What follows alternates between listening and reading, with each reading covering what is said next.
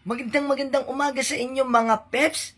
Here, Ken J, isang grow host dito sa my TikTok. Guys, meron lang ako sa inyong gustong i-share. Kung gusto niyo pong dumami ang kaibigan nyo, tulad po ni Kuya Sed, tinanong si Kuya Sed, sabi niya, #papeps. Yes, legit, mapil mo talaga, welcome ka kahit small creator ka lang. Kahit na bago ka pa lang, tuturuan ka paano gagawin mo. Ako nagsimula lang, ako 33. Tapos, yung kasunod yan guys, tapos, pinaakit niya ako sa live niya. At tingnan mo kung ilan na ako ngayon. Guys, si Idol said 33 lang.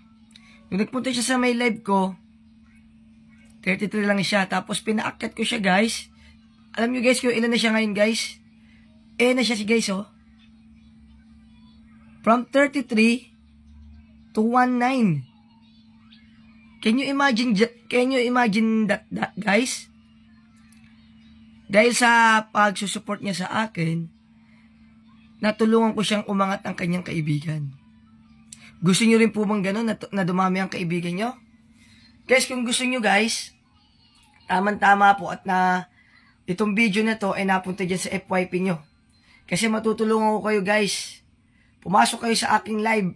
Kapag nakita nyo na po nagbiblink yan guys, pumasok na po kayo. At pag pumasok kayo guys, pakinggan nyo lang po yung aking sasabihin. Makinig lang po na mabuti sa akin.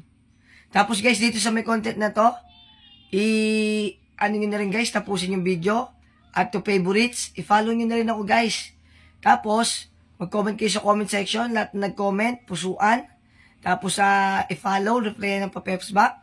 At to favorites, tsaka po i-repost. Yun lamang po guys. At thank you and God bless po sa atin.